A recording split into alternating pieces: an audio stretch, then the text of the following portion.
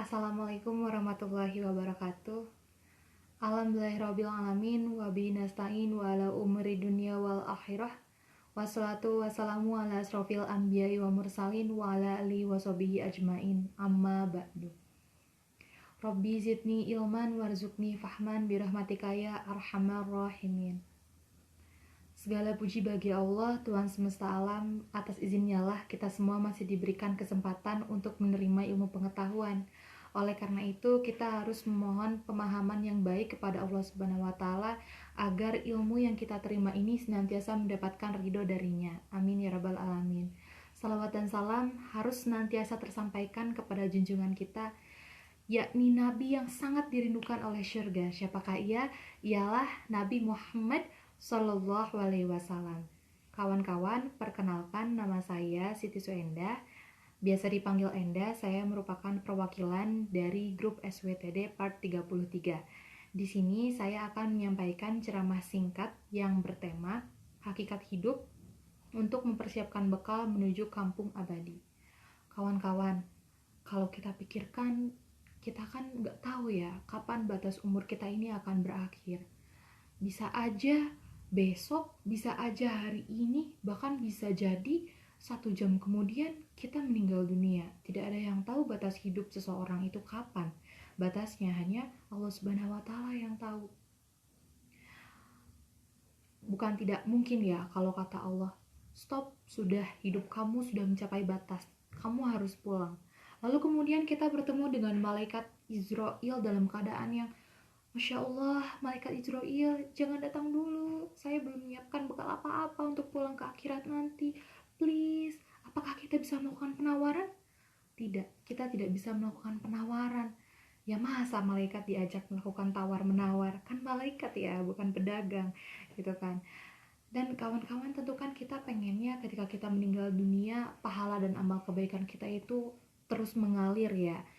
Walaupun kita sudah meninggal, pahala dan kebaikan kita terus mengalir, tetap kita rasakan, begitu kan. Sekarang misalnya ya, analoginya gini, kita mau mudik nih. Mudik yang harus kita persiapkan itu, berapa banyak baju yang harus kita persiapkan. Terus berapa banyak uang yang harus kita siapkan dalam 1 kali perjalanan. Uang untuk beli bensinnya, untuk beli oleh-olehnya, untuk bagi angpaunya. Banyak banget ya, ini mudik loh ya, persiapannya banyak banget. Nah apalagi untuk pulang ke akhirat, ke kampung yang abadi. Kalau misalnya mudik nih, dompet saya ternyata ketinggalan. Nah, kita bisa pulang lagi ngambil dompet kita ke rumah. Tapi kalau misalnya kita, nauzubillah ya, kita sudah meninggal dunia, misalnya terus amal kita masih nol, kita, ya Allah saya amalnya masih kurang, boleh nggak saya balik lagi ke dunia? Ya nggak bisa, kita nggak bisa balik lagi ke dunia. Makanya jangan sampai kita itu menjadi orang yang akhirnya menyesal di akhir ketika kita sudah tidak bisa kembali lagi ke dunia.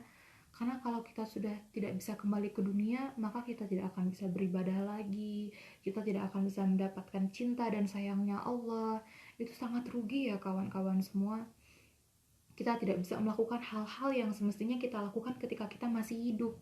Dan itu ruginya ya ampun, sampai mungkin ketika meninggal tidak bisa balik lagi, rugi banget.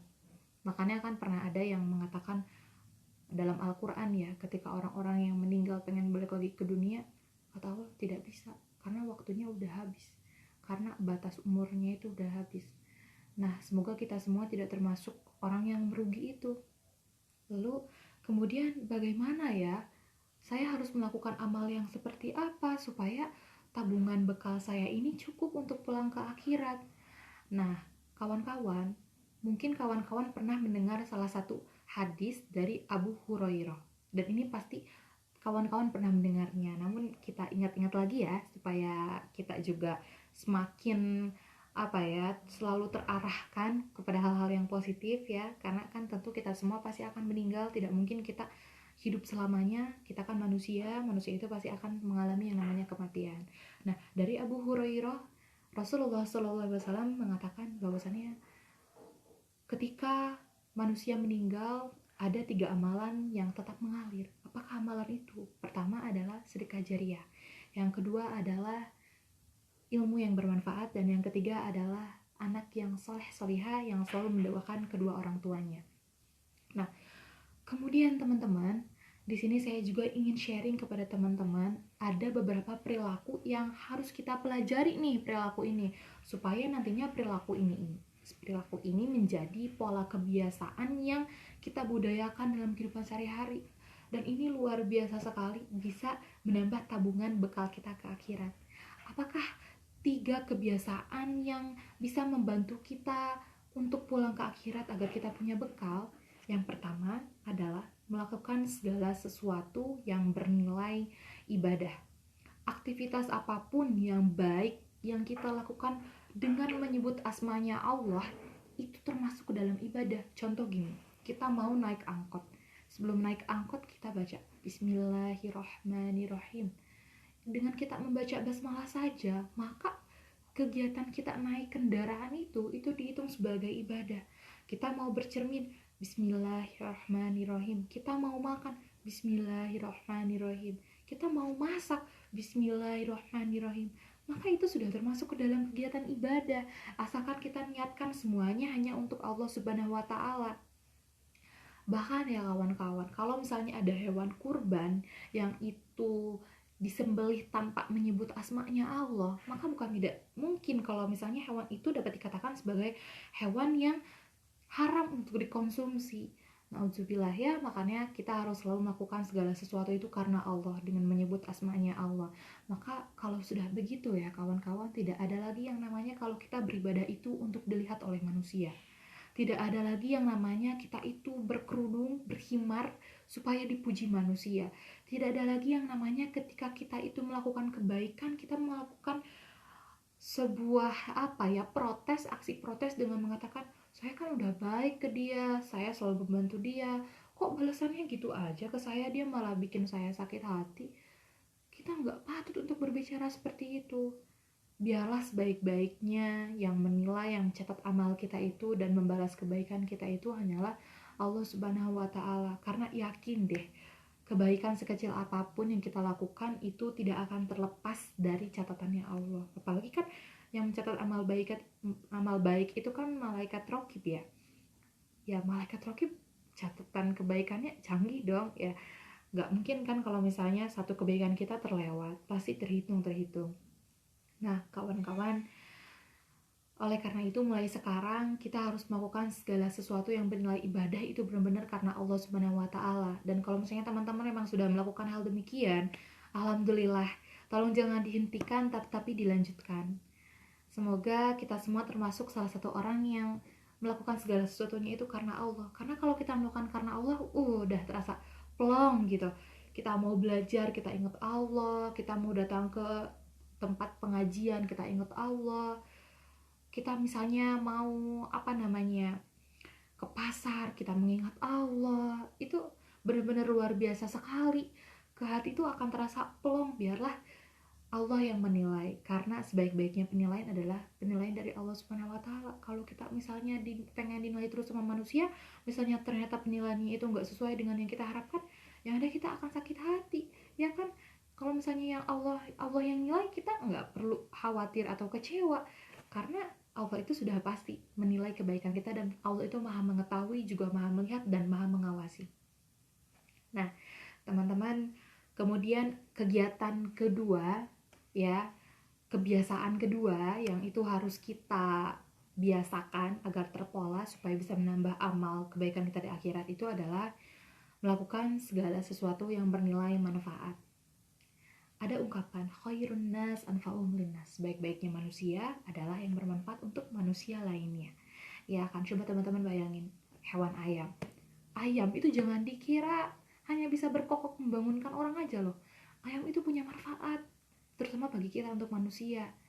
Ayam ya, dagingnya itu bisa dibuat sup ayam, ayam digoreng jadi goreng ayam, ayam dibakar jadi ayam bakar, ayam digeprek jadi ayam geprek gitu kan, ayam ditepung dikasih tepung gitu kan jadi chicken gitu kan ya.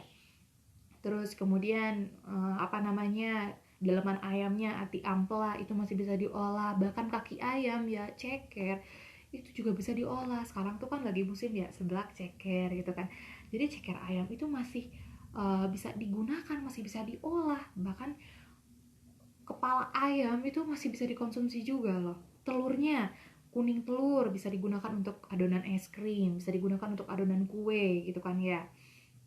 Banyak sekali manfaatnya ayam. Itu hewan ayam loh ya. Ayam aja punya banyak sekali manfaat. Nah, terus kita manusia, masa kita nggak punya manfaat sama sekali? Malu dong sama ayam, ya kan? Nah, kalau ayam aja punya manfaat, pasti manusia yang Allah ciptakan dengan akal dan perasaan punya potensi yang itu bisa bermanfaat untuk orang lain. Kalau saat ini kita belum tahu apa sih manfaat dari diri kita yang kita punya itu, maka carilah dan pikirkanlah kira-kira potensi apa yang kita punya yang itu bisa bermanfaat untuk orang lain. Kalau misalnya ada yang berprofesi sebagai dokter, jadilah dokter yang dermawan, obati orang-orang yang sakit, sembuhkan orang yang sakit, itu bisa menjadi jalan manfaat. Kalau misalnya ada yang punya yayasan, maka dirikan pesantren, didik anak-anak, kenalkan tentang Quran, tumbuhkan cinta terhadap Al-Quran dan Sunnah, maka itu menjadi jalan manfaat. Kemudian kalau misalnya ada yang berprofesi sebagai guru, mendidik, mengajarkan hal yang baik, ini menjadi jalan. Ada yang berprofesi sebagai perawat, akuntan, terus dinas di tempat umum gitu kan, itu semuanya bisa menjadi jalan manfaat.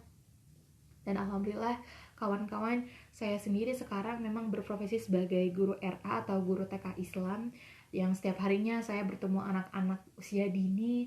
Alhamdulillah saya selalu mengajarkan mereka tentang hijaiyah, terus mengenalkan mereka kepada Allah sebagai penciptanya, bahwa Allah itu yang menciptakan malam dan siang, menciptakan tumbuh-tumbuhan, menciptakan manusia, menciptakan hewan. Kemudian Allah lah yang harus ditakuti oleh anak-anak, bukan hantu. Biasanya kan anak-anak suka takut sama hantu ya. Padahal kan kita harus menanamkan pada anak bahwa yang wajib ditakuti oleh anak-anak itu bukan hantu, tapi Allah Subhanahu wa taala, Tuhannya. Nah, saya juga mengajarkan anak-anak tentang kalimat talbiyah, terus al-ma'susul husna, asmaul husna, doa-doa harian, terus bacaan sholat dalam praktik sholat. Dan saya baru ya kerasa gitu ya, kalau kalau mendidik anak, mengajarkan agama Islam dan bermanfaat itu, kesayangnya menjalinnya juga ya Allah lapang banget gitu kan. Saya tuh bekerja gitu kan dengan profesi guru saya ini memang benar-benar untuk Allah dan semoga bermanfaat untuk orang lain gitu kan, mendidik anak sejak kecil. Nah, dulu kawan-kawan saya sempat galau waktu masih zamanan sekolah kali ya. Saya sempat galau. Aduh, yang saya bisa apa ya? Saya kan masih sekolah gitu kan. Saya bisa apa ya supaya saya bisa bermanfaat orang lain? Akhirnya karena saya punya hobi menulis, saya punya tuh apa namanya platform Wattpad. Saya buatlah cerita spiritual di platform Wattpad itu. Ya, saya buat cerita spiritual. Waktu itu saya menggunakan fotonya Wirda Mansur, anaknya Ustadz Yusuf Mansur, sebagai tokoh perempuan protagonis. Dalam cerita saya itu ya ceritanya tenfik islami lah ya, masih remaja-remaja gitu. Nah, ketika saya mempromosikan cerita saya menggunakan fotonya Wirda Mansur, akhirnya banyak tuh yang berkunjung ke cerita saya. Nah, ketika sudah banyak pembacanya, saya selipkanlah cerita sejarah ke dalam cerita saya itu. Saya masukkan sedikit-sedikit tentang sejarah perang Badar, tentang sejarah perang Uhud, tentang Nabi Muhammad yang waktu itu mengalami kesedihan karena ditinggalkan oleh pamannya dan istrinya Khadijah. Kemudian sejarah tentang Islam di Eropa gitu kan, saya masukkan sedikit-sedikit ke cerita saya. Jadi mereka itu, pembaca-pembaca saya itu baru sadar ternyata, oh iya ya, ternyata saya itu baca ceritanya kakak tuh sambil belajar sejarah juga ya kak. Iya, karena itu merupakan strategi saya supaya cerita yang saya buat, tulisan yang saya buat itu bisa bermanfaat untuk orang lain gitu. Karena kan gak semua orang suka cerita sejarah ya, walaupun buku sejarahnya itu adalah buku karangan Husain Haikal yang sangat terverifikasi akan kevalidan sejarahnya dan literatur sejarahnya. Gak semua orang suka baca buku yang tebal-tebal gitu kan, apalagi yang misalnya udah lihat covernya tebal gitu, aduh udah males deh buat buka bukunya juga. Nah, akhirnya saya selipkan tuh sedikit-sedikit ke dalam cerita saya supaya pembaca saya pada baca sejarah Islam, pada belajar sejarah Islam, supaya mereka, oh iya ya, Islam itu kan ngajarin seperti ini loh identitas Islam yang sebenarnya, ini loh remaja yang sebenarnya dibanggakan oleh Islam, seperti itu. Ya, semoga aja itu bermanfaat untuk yang membaca, dan bermanfaat juga jadi nilai amal juga untuk saya begitu. Nah, mungkin ada teman-teman yang sama-sama suka menulis seperti saya, Boleh tuh membuat cerita yang islami dan ada ayat-ayat Allahnya, ada nilai dakwahnya di dalamnya gitu supaya bisa bermanfaat untuk orang lain. Nah, teman-teman, semoga teman-teman bisa menemukan kira-kira aktivitas apa atau kebiasaan apa yang bisa teman-teman lakukan yang itu bernilai manfaat untuk orang lain.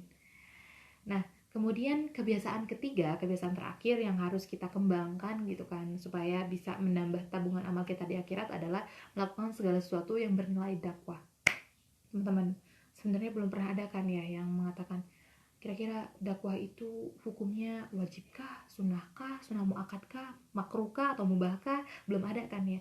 Tetapi saya punya pendapat bahwa kalau dakwah itu kalau misalnya ada hukumnya ya, dakwah itu menurut saya hukumnya wajib.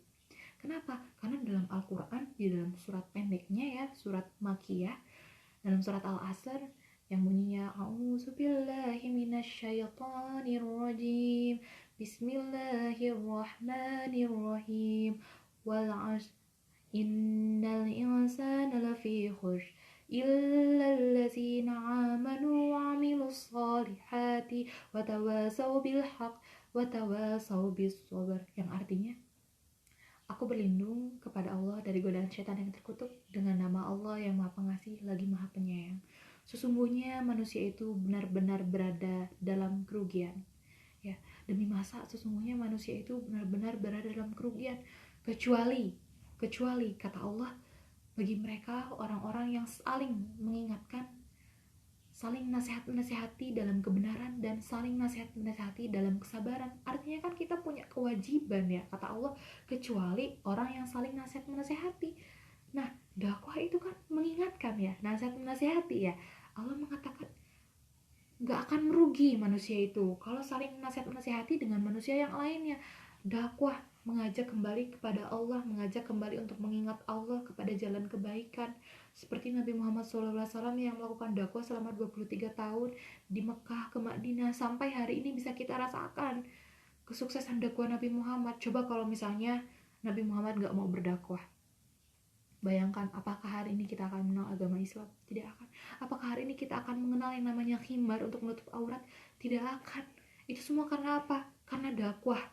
Sampaikanlah walaupun hanya satu ayat, kata Allah begitu.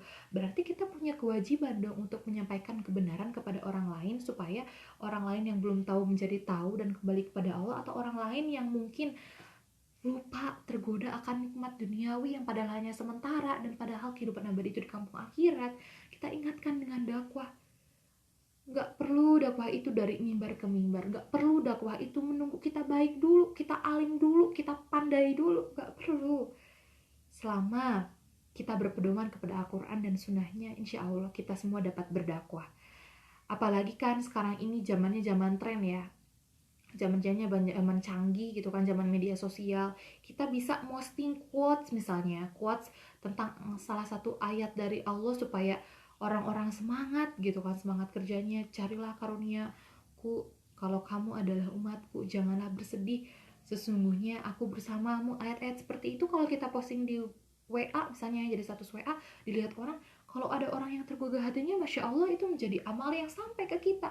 Misalnya kita punya hobi untuk memasak, kita bikin video memasak lalu kita upload ke YouTube, orang lain ada yang mengikuti atau meniru dari masakannya kita.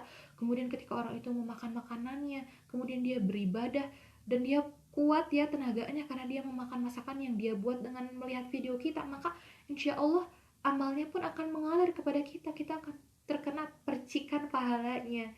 Masya Allah sekali ya, ternyata dakwah itu luar biasa. Dakwah itu adalah salah satu kebiasaan yang bisa menambah amal tabungan kita untuk di akhirat nanti di kampung abadi. Ya teman-teman, kan istilahnya sekarang itu banyak sekali ya, lingkungan itu kan tidak selalu baik ya, ada lingkungan yang baik, ada juga lingkungan yang tidak baik. Nah, makanya kalau kita masih punya saudara, kita masih punya teman gitu kan, kita masih punya keluarga, ya kita dakwahi orang-orang yang ada di sekitar kita, ingatkan kepada nilai-nilai yang baik. Bahkan kan ada ungkapan seperti ini ya, jika seorang petani di seluruh dunia berhenti bertani, maka seluruh dunia akan kelaparan. Jika seorang guru di seluruh dunia berhenti mendidik, maka seluruh dunia akan bodoh. Jika seorang penjahit di seluruh dunia berhenti menjahit, maka semua orang atau seluruh orang akan telanjang. Dan jika seorang pendakwah di seluruh dunia berhenti berdakwah, maka seluruh dunia akan hancur dan berantakan. Makanya peran dakwah ini Masya Allah luar biasa sekali, memegang peranan yang sangat penting. Ya, bahkan kan kita sekarang bisa dakwah itu di YouTube gitu kan, di WA, di Facebook, di Instagram, banyak sekali jalannya supaya kita menanamkan kebiasaan untuk berdakwah ini. Bisa dakwah secara lisan, bisa juga dakwah secara tulisan. Nah, lalu kemudian kawan-kawan, apa kaitannya dengan hadis yang awal tadi dari Abu Hurairah? Sesungguhnya amal yang akan terus mengalir ketika seseorang telah meninggal dunia itu adalah salah satu sedekah jariah. Misalnya sedekah jariah itu ya salah satunya mewakafkan Al-Quran. Al-Qurannya bisa dibaca orang lain. Kalau orang lain membaca Al-Quran yang kita wakafkan, maka setiap amal yang orang lain itu dapat juga akan mengalir ke kita. Kemudian ilmu yang bermanfaat, kalau kita punya kepandaian misalnya ilmu komunikasi, kita ajarin orang lain untuk berkomunikasi. Matematika, kita ajarkan orang lain ilmu matematika yang kita bisa. Atau bahasa Inggris, kita ajarkan orang lain agar orang lain pandai bahasa Inggris. Bisa aja kan kalau misalnya orang itu pandai bahasa Inggris, dia bisa nanti dakwah ke luar negeri kan, Masya Allah ya. Kemudian anak yang soleh solihah yang mendoakan kedua orang tuanya. Nah, kalau kita belum punya anak, maka kita bisa mengajarkan ya anak-anaknya, saudara kita atau adik-adik kita yang masih kecil. Kalau kita berprofesi sebagai guru anak didik kita, bisa kita ajarkan kepada nilai yang baik, kita kenalkan terhadap Tuhan, kepada Allah, supaya nak, kamu harus rajin sholat ya, supaya disayang oleh Allah Subhanahu Wa Taala. Kita harus jujur, kita nggak boleh bohong, supaya disayang oleh Allah Subhanahu Wa Taala. Kita tanamkan bahwa yang diwajib kita iman itu hanyalah Allah Subhanahu Wa Taala kepada anak-anak sejak kecil, sehingga agar mereka menjadi anak yang soleh-solehah, yang walaupun ketika kita meninggal, anak itu akan tetap mendoakan kita, akan tetap mengenang kita. Nah, kawan-kawan, mungkin hanya itu yang bisa saya sampaikan. Mulai sekarang ingat, kebiasaan-kebiasaan yang harus kita tanamkan ada 3, supaya menambah amal tabungan bekal kita di kampung yang abadi, yaitu surga. Pertama, membiasakan kegiatan yang bernilai ibadah. Yang kedua, membiasakan kegiatan yang bernilai manfaat. Dan kemudian yang ketiga, melakukan segala sesuatu atau melaksanakan kegiatan yang bertujuan dakwah atau bernilai dakwah. Nah, mungkin hanya itu yang saya sampaikan. Kurang lebihnya saya mohon maaf. Wabillahi taufik wal hidayah. Wassalamualaikum warahmatullahi wabarakatuh.